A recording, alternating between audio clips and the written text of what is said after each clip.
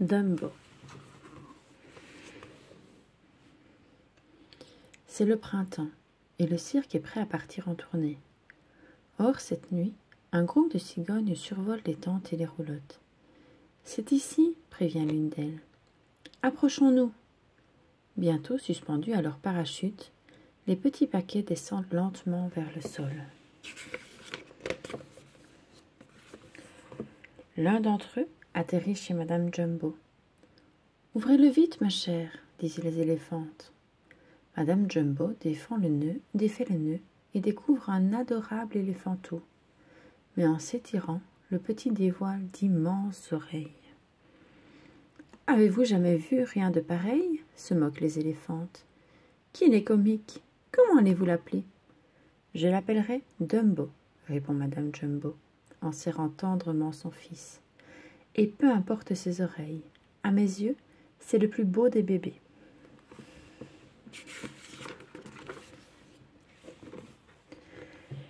Le lendemain, le cirque plante ses tentes dans un premier village. Malheureusement, après la parade, des enfants commencent à taquiner Dumbo, en lui tirant la queue et les oreilles. Furieuse, Madame Jumbo leur donne la fessée. Aussitôt, les gens du cirque accourent. Armé de son fouet, le directeur tente de maîtriser l'éléphante en colère. Aidé par les gardiens, il finit par l'enfermer dans une roulotte, loin de son bébé.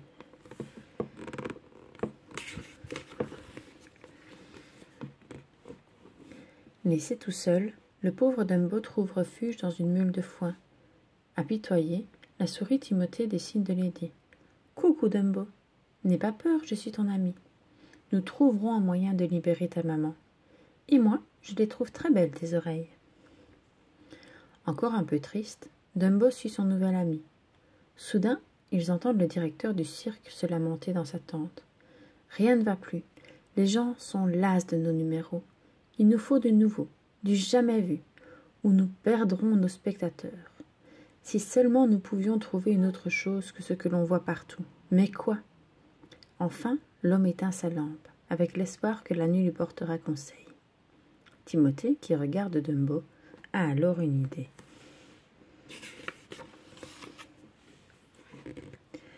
Silencieusement, il se glisse dans la tente du directeur, bondit sur sa table de nuit et se met à lui murmurer.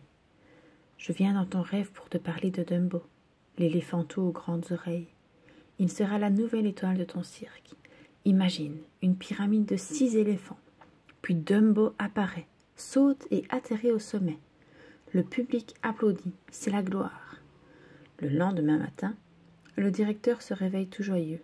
« Quelle idée géniale j'ai eue cette nuit! Une pyramide d'éléphants avec Dumbo au sommet. Ça va être un triomphe. »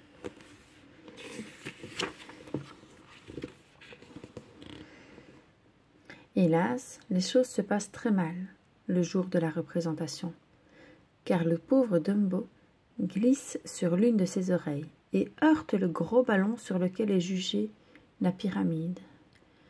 Dans un grand fracas, les éléphants s'écroulent, provoquant la fuite des spectateurs affolés. Le directeur est furieux.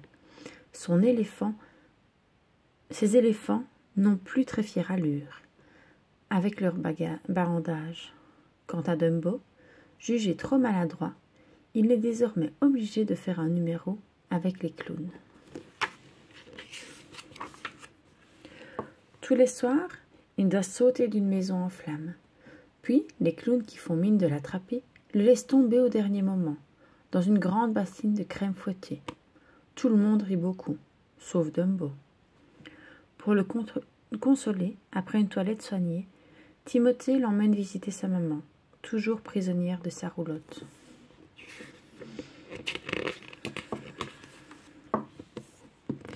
Une nuit, Dumbo et Timothée passent près de la tente des clowns. Ceux-ci fêtent leur succès dans un grand vacarme. « Demain, nous construisons une maison encore plus haute » s'écrie-t-il. L'un d'entre eux jette une bouteille encore pleine dans un paquet rempli d'eau. Or Dumbo, qui a soif, aspire un peu de cette eau. Soudain, il se sent tout drôle et voit 2 Timothées. « Qu'y a-t-il dans cette eau ?» s'étonne la souris. mais en se penchant pour la renifler, elle tombe dans le baquet. Un instant plus tard, elle aussi se sent vraiment très très bizarre.